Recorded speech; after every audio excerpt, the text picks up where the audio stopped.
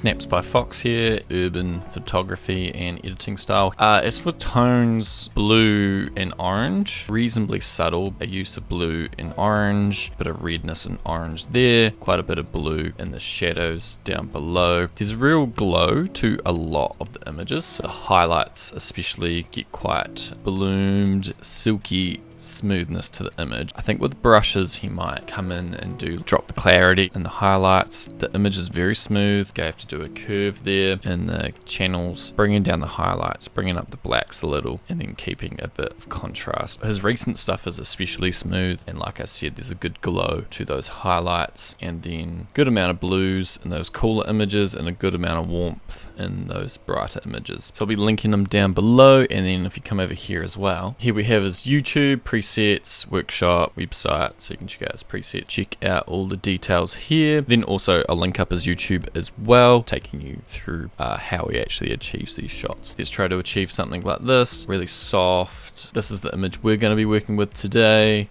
recreating this edit. Right guys, so straight away looking at this one, here's the edited JPEG. You can see we need a fade to those blacks. There's like a grittiness in the image, so like maybe some clarity, maybe a bit of sharpness.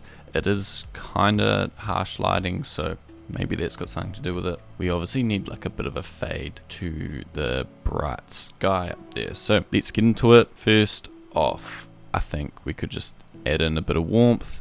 So let's just go adding in 200 warmth there. So up here we've got F10, so everything in focus, want the background in focus, 23 mil, yeah, composition, grabbing everything in the image. We've got good rule of thirds going on here. So subject here, and then over to the other rule of third, top left, low ISO because it's nice and bright, shutter just exposing the image because there's lots of light and we're pretty wide there. So we don't need to bring the highlights down too much because we can't see all that stuff there. We're pretty good for exposure. We just need like to put a little bit of a fade and stuff on, bit of contrast.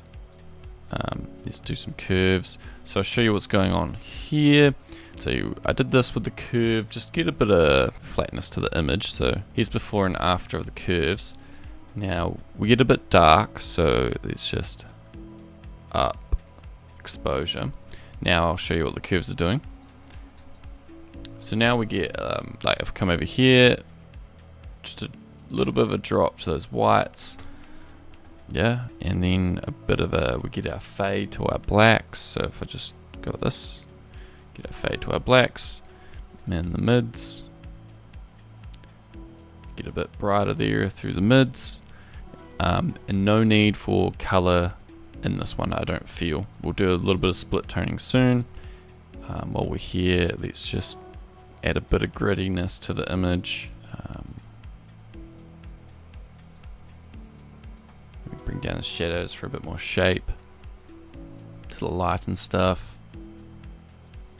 Alright, and then we look pretty good like in terms of exposure and stuff. There's some brushes that are already done, but we'll cover them real soon. So we'll go to split toning because that will be most important for our tones here. I'm going to start with the shadows. What I want is just to bring out the blues and the cool tones down the bottom. Got a nice teal here, 199. Just bring these in. And then highlights, we want to counter that with quite a bit of warmth. So here we have 82, a nice warmth that's getting close to the green side. Just bring this up. But what we're going to do, you can see everything's kind of got the wrong tone at the moment. But what we'll do is now work with HSL. So oranges, let's go this way. So you can tell a skin tone, and especially this wall here. We need to go this direction, and then the yellows also around here. We sort of get this red and teal look, the sky being kind of teal and the subject being a little bit on the red side, and then the building being a little bit red as well. A touch of a teal to those blues, and then we just like blues come down a bit, oranges come down a bit, yellows up a bit. Okay, so with Luminance, I'm going to bring up the reds because that's like, I feel like that just bring like where the light is hitting the subject and the other subject here, the bridge, I think we need that up. Sort of makes our two subjects pop. So yellows, I think we're about good. It's a pretty sharp looking image, so go something like this. Go about there. Back to highlights. Now we're looking a little green. I'm going to shift the highlights around. Okay, maybe a bit more. About there, we get more of an orange and warmth. Oh, that looks way better now. And then up top, vibrance and saturation. I might go with something like this. A touch of vibrance out. Kind of helps sometimes get that cinematic look with the more dull colors, but it's hard to tell. I think you'd be right either way. And yeah, and then coming down to HSL, like I said, our two main subjects hold a lot of red, so just make them come out a bit. Maybe a touch more saturation to like the oranges possibly. And then I'll just show you some brushing going on. So if we just select the here we have all our layers. So we've got just on the face here, so if we click on this one, a little bit of exposure and a little bit of contrast bringing out the face. Alright, so if we just click on this, so then we come to the next one. So this is the entire subject kinda. Yeah, just a little bit of exposure there. And then if we go to this one, it's kind of a bigger radial filter, just a little bit of exposure. So that's all it's doing. So that's what it looks like before and after. It might be even brightening it too much at the moment. And then we've got another one here. So press O, bringing out the hands, a bit more of the subject's face. So we've got a tiny bit of exposure and then just some contrast. Didn't mean to make that one there. To remove it, just go erase. Get rid of that bit. Saturation, maybe up again for the reds and oranges. Those reds look a little washed out up there. Bring that back. Maybe this is just too harsh. So we just put a little bit of style to it. Curves. Really soften, mac it out. Looks nice. So that was a key takeaway.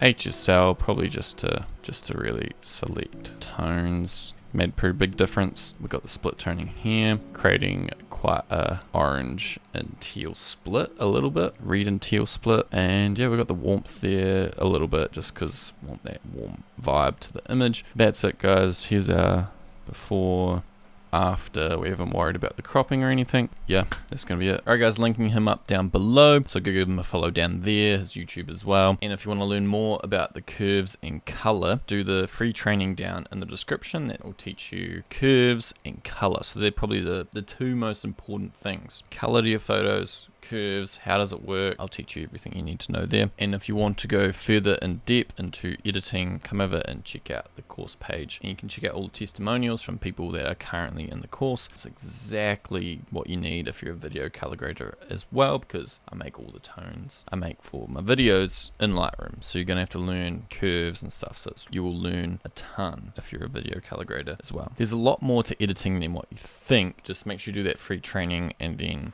come check out the course if you want to go that next level, or you want to learn really in depth, creating your own style, working with the curves, balancing and creating colors, and exactly my thought process when I go through these YouTube tutorials. When I go through these YouTube tutorials or try to create presets and create Luts and stuff like that. If I didn't have your videos, I think those guest editors would not be of much help, because you're doing stuff I would not understand, you know, your guidance. So I think it's the combination that really makes it valuable. That's awesome. Exactly what I go for there. And I really like how you structured it. Even when you're watching a guest editor, it's hard to, you can see it, and that in itself is huge. But then trying to understand, you know, what's in their mind, why have they done that? I think that can help you understand that. That can help you create your own style, that can help you be more deliberate, and, you know, choose all these little building blocks to make your own, you know, when you define that. So I find that, and your kind of search for like the why you're doing that, not just this is how, is super useful and powerful.